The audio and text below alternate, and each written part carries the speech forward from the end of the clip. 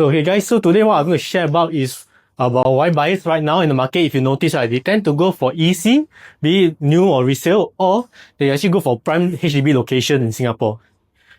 So firstly, right, if you notice on this market trend, I'll just show you a chart right here where you compare between the resale condo and also a resale HDB pricing.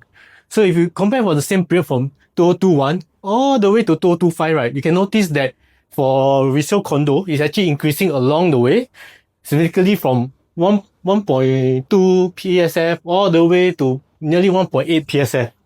Then while for HDB, it's actually going up as well, but on a slower pace. But when you put into pictures, right, do you guys notice that what is missing around here and what is the problem that this chart is actually showing? The gap. Yeah, so you're right. So what happens is that because of this significant gap of 63%, right, there's a missing gap right here, a problem where this portion of HDB goer, right, they are unable or might not be able to afford or upgrade to a resale condo because of this wide range. So as we move on to the next slide, so then now we look at the capital gain between full-fledged condo and also EC. So for condo, right, you'll be in blue, while for EC, you'll be in orange. So if you compare at the start itself, right, EC going in at a lower pricing. And if you remember what was happening in the previous slide where the HDB pricing is actually a big gap, right? They already at this about 700-800 PSF for them to go transit into a new EC, right? It's actually more affordable compared to going into a new condo. Then when you go into this portion, what is beneficial or what is good about it that attract people is that once you go in at a subsidized rate, once it hit within the same TOP period, the same period between both for condo and resale, condo and EC, the price profit is actually further. For EC itself, it actually hit nearly 56% in terms of appreciation, while for condo, it only hit about 36% in terms of appreciation. So let's say if you are an investor right now, or you're a buyer, which one tend to attract you more? The 56 or the 36%? The EC. EC, right? Because more gains, huh? No, so let's go on to the next slide. So what is so special about EC then? EC basically is a hybrid housing. It's actually formed by HDB. So previously you have all the DBSS and etc. Then subsequently government actually moved on to EC project. And EC project has been around for some time.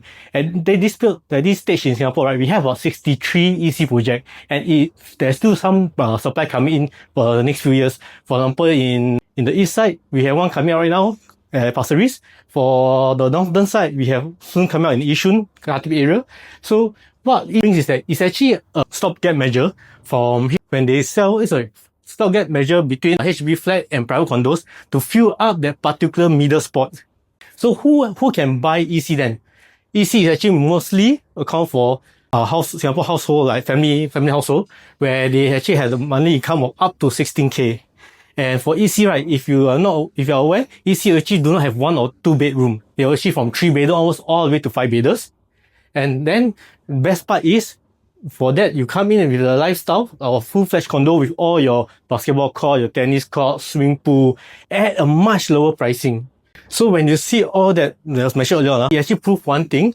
What happens is that it actually naturally filter out all the investor, naturally filter out all who are buying just for small room, just to flip and invest. It only gives people who are affordable in the range for their own stay, for family purpose. And when that happens, right, it causes a high barrier to enter into the market. And so when all those buyers, so why 16K is needed, right? It's actually for your cash capital when you put the down payment up front. Only family profile can buy. And then when that happens, right, your pool of buyers is actually smaller. And because of that, developers cannot sell up price as high as well. And furthermore, it's actually controlled or actually subsidized. Government sell the land to developer at the lower pricing. And then that makes the developer, right, cannot, when they go to break even, right, they cannot be so high, like even further than rest of the private condos in the market now. And so when we look into, so we will scroll back. So for EC, right, one particular thing to take note is that when you buy EC at the new launch period, you're going through an MSR. That's where 30% of the mortgage service ratio comes into play. But after it hit MOP, they actually change it to same like your private condos, where you hit into 55% TDSR. And when that happens, right, what does it mean? It means that the next pool of buyers will have bigger affordability to enter to the market. Because for the same income, right, now you can using up to 55% to service the purchase compared to your starting of 30%. Then the next part is that after 10 years, right, foreigners can buy as well. So your EC actually open up, as you proceed along the years, right, you actually open up more and more to a pool of buyers. The pool of buyers actually start to appear bigger. So you're actually attracting more people in as well. But then do take note that for now, right, there's a limited opportunity. And if you are aware, right, every year National Day rally, right, the government will announce plans for the upcoming future. So for this year, one of the key points highlighted was is it time to raise up the income ceiling for HDB or for EC units for buyers of these new units? And mainly because of one thing, Singapore actually is still growing. Our capital gain is still growing. Our year-on-year profit is still there, and more people are getting higher pay as well.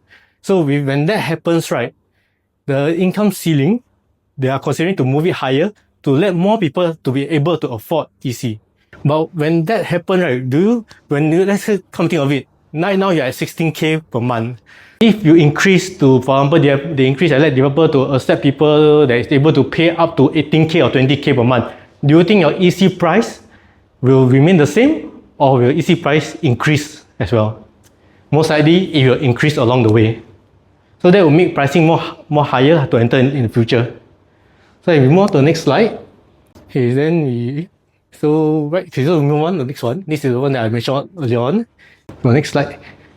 So at this point of time, right, because at 2025, for the past few years, we are encountering this issue where BTO units are actually lesser. So when it's lesser, right, when supply is less, demand will drive up higher.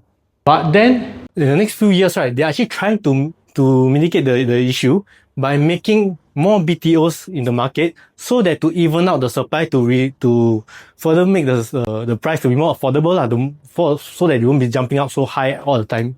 Then we move on to the next slide. But when that happened, right?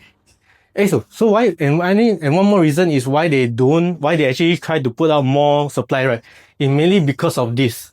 So imagine if they don't put in supply for HDB, they don't increase the HDB supply, those private property owners who then sell their private properties, and then with the 15-month cooling measure being removed, and then they jump into right siding, go into HDB market, with more cash on hand, with more profits on hand, they enter HDB. Do you think HDB price will start to increase crazily?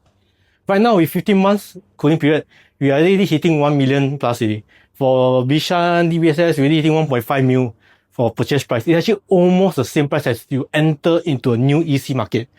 So with this removed, it allows more private property owners to pour more cash into it. So likely you'll see a very high influx. So that's why more supply is supposed to come in to reduce the issue.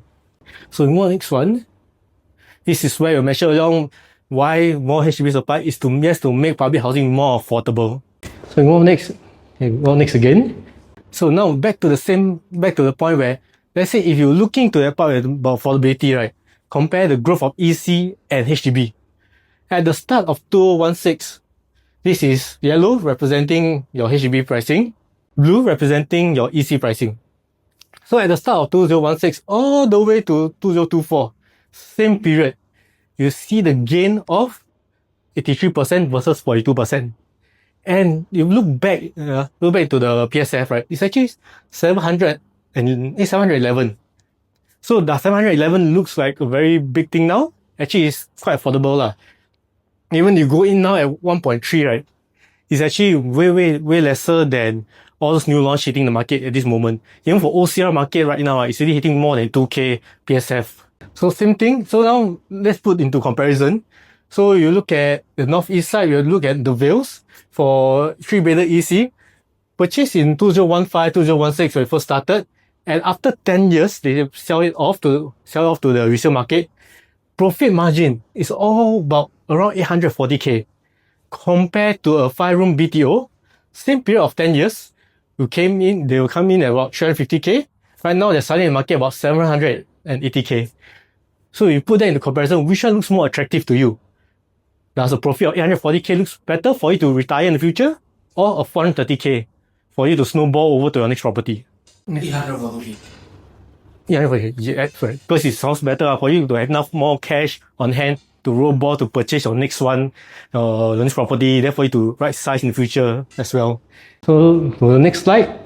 Now then, what if we don't look into HDB, we look into private property versus EC after the TOP then. Blue representing the EC, orange representing the private resale.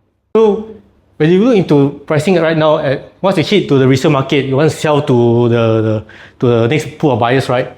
Do you think buyers will want to enter for the same full-fledged facilities at 1.5 PSF or 1.8K PSF? Naturally, the 1.5 in the buyer mindset, always buying at the low pricing is more beneficial to the lesser cash output. So that is the attractive point about EC. As we move on to the next slide. So this is just to sum it up, in terms of exit strategy, right? For EC, this is where you can do both are the same. For SBTO, there's criteria to buy during launch. There is holding period, MSR as well when it first started. But what changed is after the 5 to 10 years mark, where EC doesn't have any criteria to stop the pool of buyers. So the potential buyer pool get increased. No more family nucleus in mind. Your wait out period is also gone. And then you're using TDSR. So higher income, higher mortgage available with lesser criteria for the next pool of buyer. That would be the attractive point for all those in the market. Then for EC, right, if you notice that for EC, right, usually it happens around the outer area of Singapore. You have the way northern side in Sembawang is the next plot, Tampines Pasir Ris is the next plot, all the way to Jurong, or even at Tengah at the new developing town.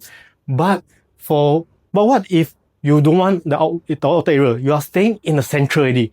Your family itself is already in like Queenstown, Redhill, but then you don't move it so far away that you are so away from the family, although Singapore is easily connected. A drive will easily take about 20-30 minutes. So what's the next best thing then? That is where the attractive point about a resale HDB in prime location comes in.